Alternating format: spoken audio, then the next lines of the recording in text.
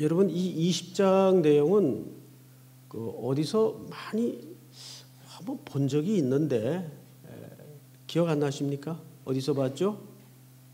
창세기 12장에서 이 비슷한 실례를 한번 봤죠. 애굽에 내려갈 때 굉장히 유사한 사건이 있었습니다. 역사는 반복되고 한 번 거짓말은 단번에 끝나는 법이 없어요. 계속해서 아브라함은 하나님 앞에 성도로 죄를 짓고 실수를 범하고 이웃을 속이는 아주 패역한 행동을 서슴지 않습니다. 자, 그러면 이런 참 어처구니 없는 아내를 사지에 몰아넣는 이런 아브라함의 행태를 성경은 왜 기록했고 오늘 이 밤에 우리는 이곳에서 뭘 듣고 배워야 할 것인가? 그러니까 단순히 아내를 사랑해라, 귀하게 여기라, 그건 꼭 이런 기사가 아니더라도 인류 보편적 가치이기 때문에 당연히 그래야 마땅한 일일 텐데 꼭 그런 일반적인 교훈을 위해서 이런 사건이 여기 기록될 리는 만무하단 말이에요. 자, 우선 창세기 12장과 20장의 내용은 패턴은 굉장히 비슷한데 초점이 달라요.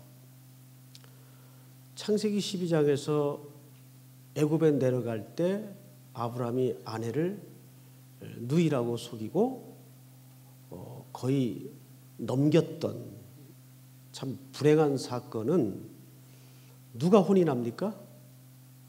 바로가 혼이 나요. 애굽의 왕이 큰일을 겪습니다. 그때는 초점이 하나님 자신에게 있었어요. 하나님이 어떤 분인가? 이것을 아브라함에게 바로에게 선포할 이유가 있었기 때문에 잘못은 사실 아브라함이 했지만 혼을 바로에게 냅니다. 그럼으로써 아브라함에게도 바로에게도 동시에 장기판 용어로 얘기하면 양수 겹장식으로 이중적 메시지를 주는 거예요. 하나님이 어떤 분인가? 아브라함의 인식 세계 속에는 일단 눈금이 하나 굵게 그어졌습니다. 이제 막 그때는 아브라함이 신앙으로 눈이 열어지던 때예요. 하나님에 대해서 인식 세계가 굉장히 명료하지 않을 때입니다. 간단히 얘기하면 이게 진짜 하나님의 인도인가 하나님이 하신 일인가 왔다 갔다 할 때예요. 그 일로 어쨌든 굵은 눈금 하나가 생겼는데 그 눈금이 뭡니까? 어쨌든 하나님은 누구보다 세신 분이다. 그렇죠. 바로보다 확실히 대단한 분이다. 이 신앙의 눈금이 겨우 아브라함의 신앙세계 속에 한 단계 그어집니다. 그러면 오늘 이 사건은 도대체 왜 여기 아주 비슷한 케이스로 소개가 될까요? 여기에는 성도는 무엇인가를 드러내고자 하는 것입니다. 오늘 우리 말미에 보니까 하나님께서 아비멜렉을 야단치는데 금하면서 그의 실수를 가로막는데 아브라함을 하나님이 뭘로 소개합니까? 선지자로 소개를 해요. 그러니까 오늘 이 사건의 초점은 12장과 패턴은 굉장히 비슷해 보이는데 가르치고자 하는 초점이 달라요. 12장은 누구를 깜짝이야. 누구를 드러내기 위한 메시지였다고요? 하나님이 누구신가? 그런데 20장으로 넘어와서는 누구를 소개하기 위한 메시지예요? 아브라함이지만 오늘 아브라함은 누구의 대표입니까? 믿음의 성도들의 대표예요. 대신이에요. 그래서 성도는 과연 어떤 존재인가? 이것을 가르치는 겁니다. 그런데 그러기에는 참 아브라함의 행동이 너무 비열해요. 정말 치사찬란한 데다가 뭐 이런 인간이 다 있나 싶을 정도로 남자답지 않아요. 인간적으로도. 이런 성경이 읽다가 그냥 확 지나가고 싶어요. 아니 뭐 이런 경우가 다 있나. 그것도 한 번도 아니고 남자가 두 번씩이나. 그러면 우선 본문을 쫓아서 우리가 차근차근 종합을 좀 해서 이 사건의 실체를 한번 이렇게 만져보자고요. 자, 1절을 한번 볼까요? 아브라함이 거기서 네게부 땅으로 옮겨가 가데스와 술 사이 어디에 거주합니까? 그랄. 자, 앞을 잠깐 보실까요? 여기는 굉장히 먹거리가 풍부한 데입니다.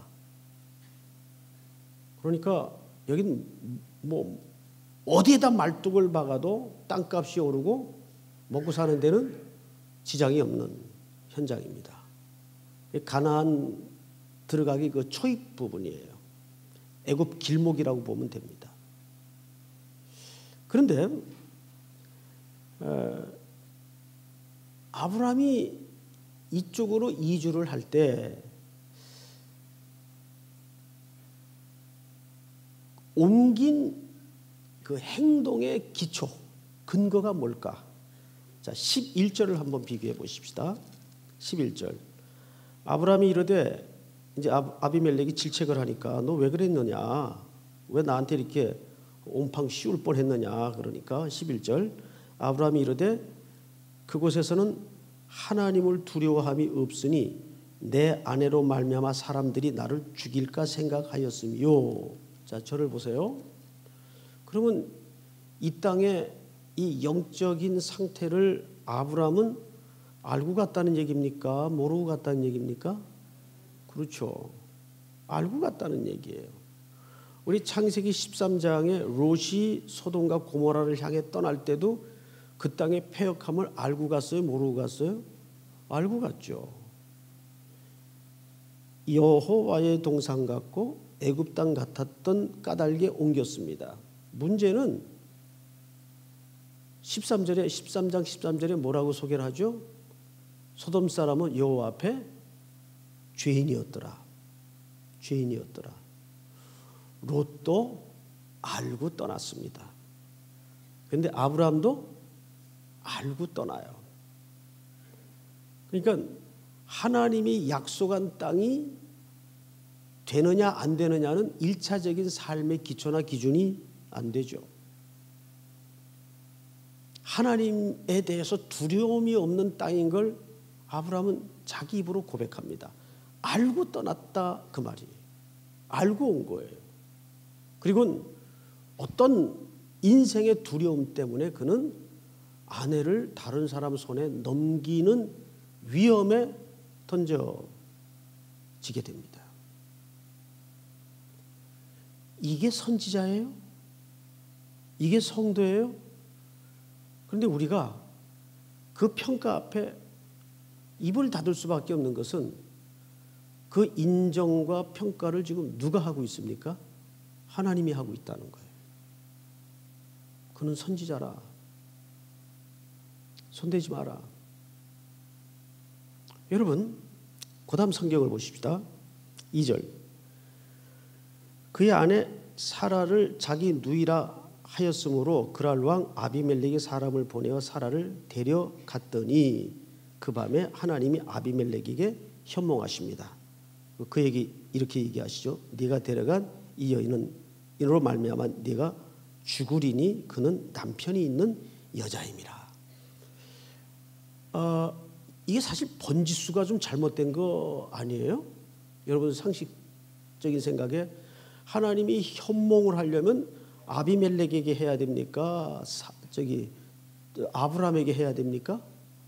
그렇죠. 아브라함에게 나타나는 게 상식 아니에요? 그런데 엉뚱한 하나님도 알지 못하는 아비멜렉에 현몽까지 하셔서 어떤 지금 불행한 조짐을 막으세요. 그건 아내가 있는 남자라. 그에게 남편이 있다. 막으세요. 하나님의 이 일하시는 방법에 대해서 우리가 잘 모르겠어요, 사실은. 왜 이러실까? 자, 그런데 조금 더 가보십시다. 4절. 아비멜렉이 그 여인을 가까이 하지 아니하였으므로 그가 대답하되 주여 주께서 의로운 백성도 멸하시나이까.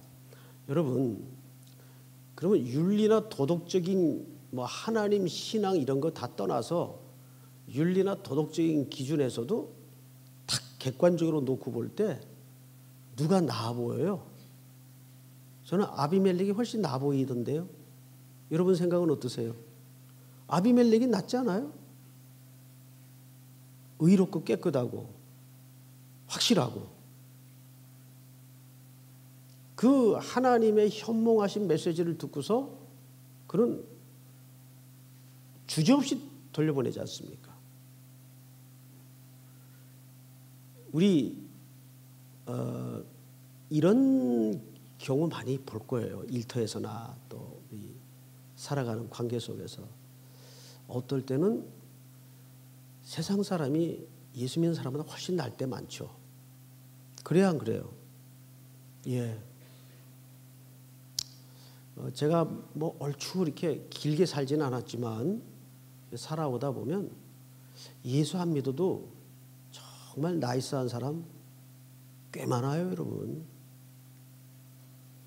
가정생활 더 건실하고 자녀들에게 더 균형 있게 교육적으로 잘 대하고, 근데 오히려 교회, 목사, 직분자 이런 가정이나 또 그 사람들의 윤리 행태를 보면 더 괴물 같아요. 못된 인격의 신앙까지 들어가 가지고 이 말이 되나 모르겠는데 하여간 남 얘기하는 게 아니고 제 얘기하는 거예요. 제 얘기 정말입니다. 더 괴물 같아요. 그리고 자기 소신을 신앙으로 우기고 합리화시키고, 그러니까 세상 사람들이 기겁을 하는 거예요. 예수 믿는 사람들 보면 막 끔찍하다 그러잖아요. 어이, 다시는 예수 믿는 사람은 상종 안 한다. 이런 소리가 나오는 거죠. 살다 보면 예수 믿는 사람보다 세상 사람들이 더 합리성이 있고 객관적이고 더 화끈하고 할 때가 많아요. 그래서 우리를 구원하셨나 봐요. 이 본문을 오늘 종일 다니면서 이렇게 묵상하다 보니까 이 부분이 참 이해가 안 돼요. 아비멜렉이 훨씬 나있어요. 그런데 하나님은 더더군다나 아비멜렉에게 현몽까지 하셔서 아브라함을 뭐라고 평가하시는가 하면 그는 선지자라. 선지자라는 말이 히브리 말로 나비라는 단어를 써요. 나비. 원래 나부라는 말에서 어근이 나왔는데 나비. 나비라는 말이 무슨 뜻인가 하면 불러냄을 입은 자, 구별된 자 그 말이에요. 그 말은 오늘날 우리 시기로 얘기하면 누가 됩니까? 성도. 여기 선지자라는 말은 사실 오늘 식으로 표현하면 그는 내 백성이다 그 말이에요. 어쩌면 이런 느낌까지 들지 않습니까? 이런 성경을 쭉 상식선에서 읽어봐도 이건 좀 하나님이 너무 무조건 편드는 것 같다. 그런 마음이 들어오는데 눈물이 나요. 그렇죠? 그런 마음이 들어오는데 가슴에서 이게 뭉클하고 감사함과 눈물이 흘러요.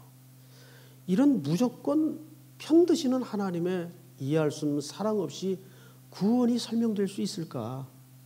어떠세요? 이런 하나님의 표정 없이 구원이 설명될 수 있던가요? 없어요. 우린 여기서 정리를 하자면 이렇습니다.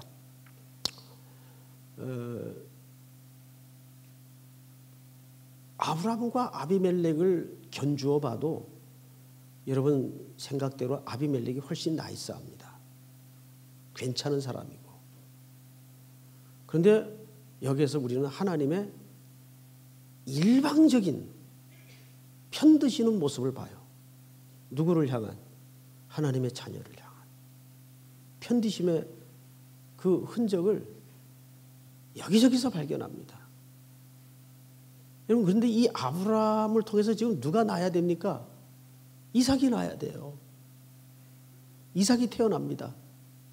그리고 그 이삭을 통해서 하나님은 누구를 지금 준비하시냐면 우리의 죄를 대신 짊어지시고 십자가의 대속의 죽음을 죽으실 메시아를 낳게 하십니다.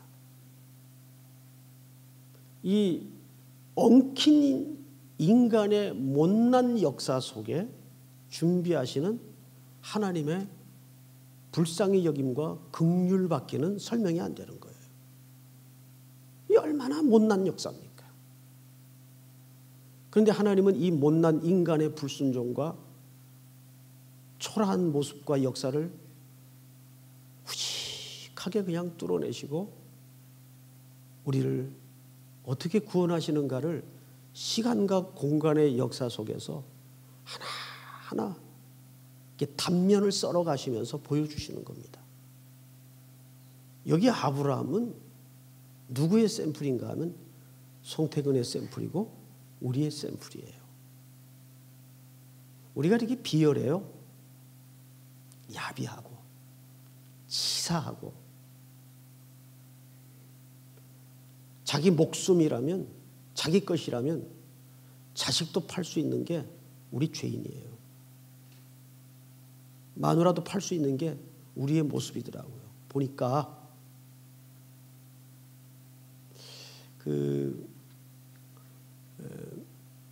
미국의 그 아주 유명한 오래전의 음악가인데 자렛이라는 음악가가 있어요. 이분이 그 독일의 초청을 받아서 독일의 유명한 쾰른 오페라 극장에서 이제 피아노 연주를 하기로 돼 있었습니다. 근데 그때 75년도니까 꽤 오래전 일이죠. 그 독일의 최연소 그 공연 기획자가 그 모든 기획을 했습니다. 그 최연소 공연 기획자는 아주 명성이 당시에만 해도 대단한 분이었습니다. 이제 오후에 공연이 계획되어 있는데 그러면 그 날은 굉장히 분주하겠죠. 뭐 조명도 봐야 되겠고 홀도 점검해야 되겠고. 근데 피아노 연주회니까 제일 중요한 게 뭐예요? 악기죠. 오전에 그 자렛이라는 미국의 음악가가 미리 좀 나와가지고 텅 빈 홀에 나와서 이제 극장 측에서 준비한 그 피아노를 이제 점검을 하는 겁니다. 당연히 악기가 제일 중요하니까. 근데 피아노가 홀에 비해서 너무 조그만 게 준비된 거예요. 실수예요. 공연 기획사의 실수예요. 근데 거기서 끝난 게 아니라 뚜껑을 열어서 이제 흰 건반, 검은 건반을 오고 가면서 눌러보는데 자꾸 이 연주자가 고개를 이리저리 갸우뚱거려요. 피아노가 너무 오래돼가지고 음이 하나 제대로 나는 소리가 없어요. 게다가 고음 쪽에 이 건반은 부직포가 낡아서 그런지 뭐 아무리 때려도 소리가 잘 안 나고. 그런데 음악 하는 분들은 또 그 소리 얼마나 민감하며 특별히 그 연주의 악기는 얼마나 생명 같은 존재예요. 결국 몇십 번 그 피아노 가지고 씨름을 하다가 꽝 닫으면서 이런 피아노는 도저히 연주를 할 수가 없습니다. 저는 오늘 연주 못합니다. 다른 피아노를 구해 주십시오. 근데 갑자기 그분의 요구에 맞는 피아노를 그 시대에 어디서 구합니까? 그날따라 비가 억수같이 내리고 있었어요. 표는 다 예매가 됐는데, 다 팔렸는데. 그리고 이 연주자가 화가 나서 밖으로 뛰어나가요. 그 자기 자동차 뒷좌석에서 분을 삭히라고 씩씩거리고 있습니다. 그럼 기획자 쪽에서는 난리가 난 거죠. 이걸 어떡하나. 뭐 사방에 전화를 돌려도 피아노를 그 당일날 구할 수가 없는 거예요. 근데 사실 그런 대음악가는 그런 피아노로 연주를 한다는 건 자기 전 존재를 거는 모험인데 그 되겠습니까? 안 되는 거지. 근데 그 어린 공연 기획자가 차창 밖에 서서 분을 사귀고 있는 음악가에게, 연주자에게 손을 모아가면서 사정을 합니다. 연주만은 취소하지 말아주세요. 연주만은 취소하지 말아주세요. 이러고 또 몇십 번 실랑이를 벌였어요. 아니요. 나는 도저히 그 악기로 연주할 수 없어요. 한 시간 더 시간이 흐른 다음에 창문에 내려오더니 절대 명심해. 오직 너 때문이야. 너 때문에 내가 오늘 연주를 그냥 하겠다. 그리고 시간이 거의 다 됐으니까 이제 올라가야죠. 근데 그 악기로 어떻게 연주를 해요? 청중은 그 사정을 잘 모르죠. 근데 무대 뒤에 뭐 설치하는 사람들, 준비하는 사람은 다 지금 그 긴박하고 긴장스러운 상황을 다 알고 있는 겁니다. 이 도대체 어떻게 될 것인가? 저 거지 같은 피아노로. 근데 이 자렛이라는 음악가가 높은 음을 피해서 낮은 음으로만 아주 안정감 있는 소리를 내면서 우릉 우릉을 계속 반복을 하는 거예요. 낮은 음으로만. 그 비 오는 밤에. 근데 이게 또 소리가 안 나요.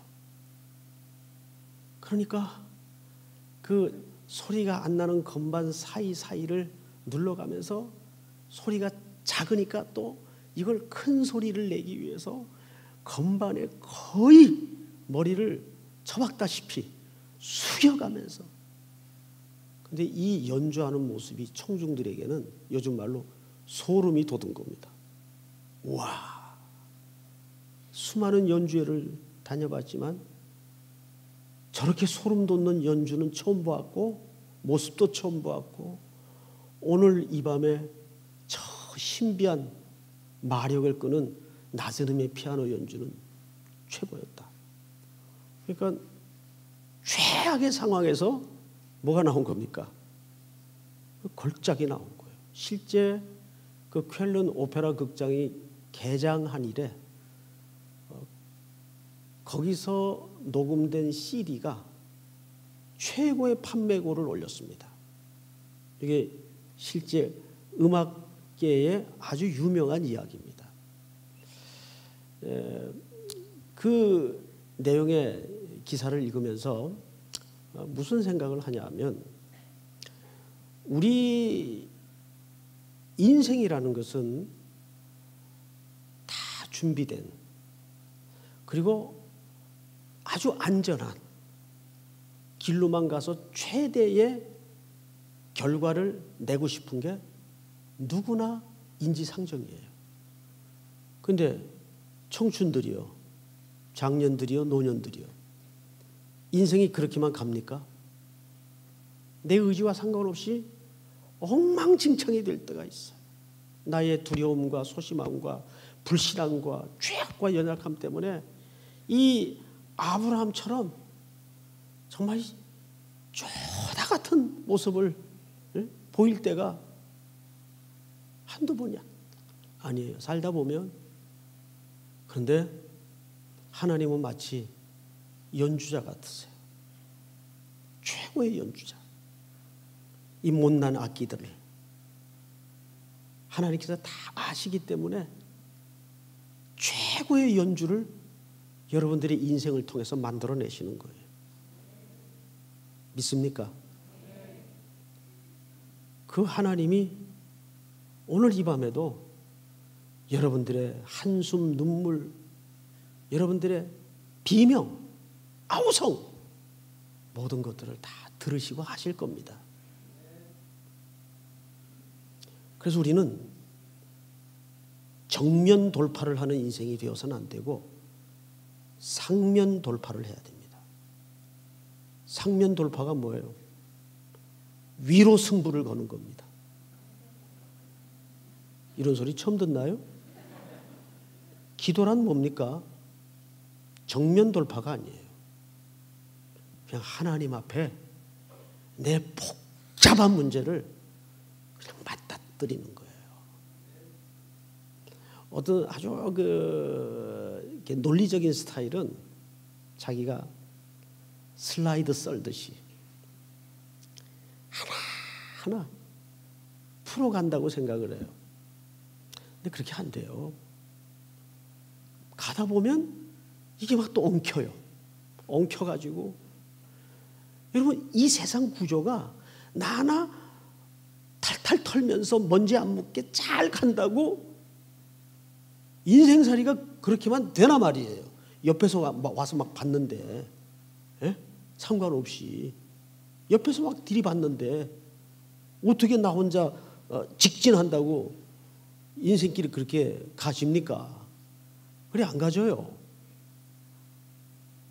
그래서 우리는 결국 살 만큼 살다 보면 답은 하나밖에 없어요. 하나님을 향하여 상면 돌파하는 겁니다. 그러면 하나님은 우리의 체질을 아시고 우리의 눈물도 아시고 약함도 아시기에 어떤 모습이라도 그분이 끌어안고 그분 안에서 만져지면 비 오는 날 밤 우렁 소리에 최고의 연주가 울려 퍼지는 거죠. 사랑하는 성도 여러분, 그런 하나님께 오늘 이 밤에도 남김없이 쏟아내는 귀한 은혜와 지혜가 있기를 축복합니다. 우리 찬양 하나 하십시다. 시선. 내게로부터 눈을 들어 주를 보기 시작할 때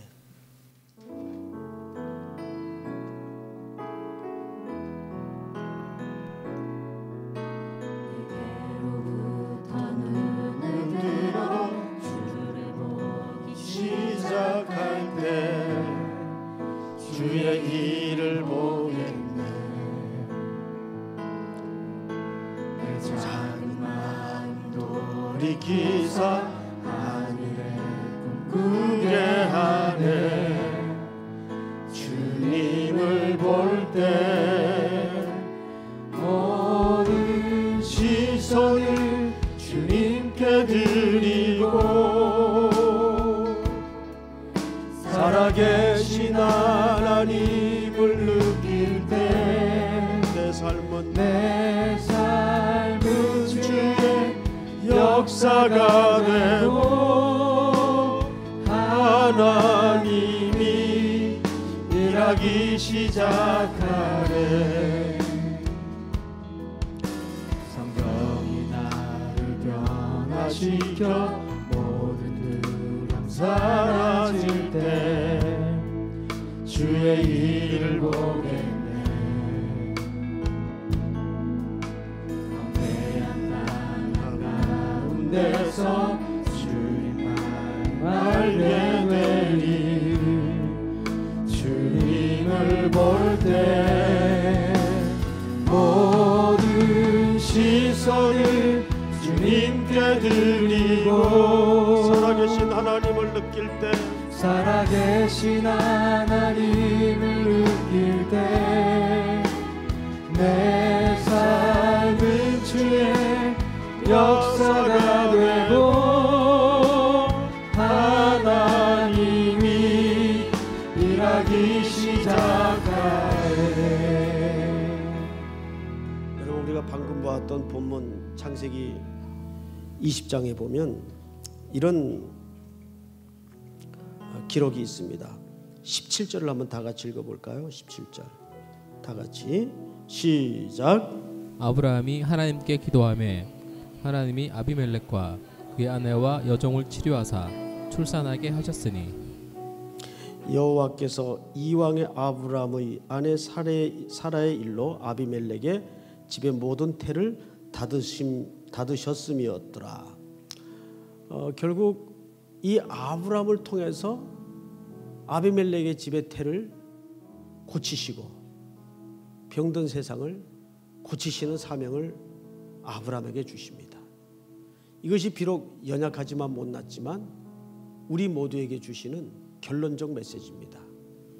오늘 다시 한번 주신 말씀을 기억하면서 이 밤에 우리 한 두 가지 제목을 놓고 함께 기도합시다. 우리 머리 숙여 기도할 때 다 같이 한번 눈을 감고 기도 제목에 집중해 주시기 바랍니다. 첫째는 여러분들의 많은 문제들을, 얽힌 것들을 이 시간 주님 앞에 정면 돌파가 아닌 상면 돌파하는 그런 믿음을 새롭게 해 주시옵소서. 두 번째는 그 모든 뭉쳐진 문제들 주님 앞에 여과 없이 다 쏟아내는 귀한 시간이 되게 하여 주시옵소서.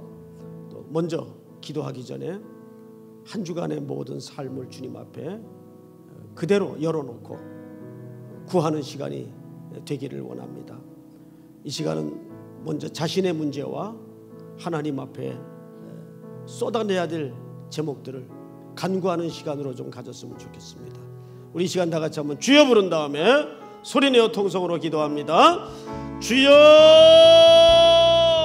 하나님 은혜를 진심으로 감사합니다. 오늘 우리에게 귀한 시간을 주셔서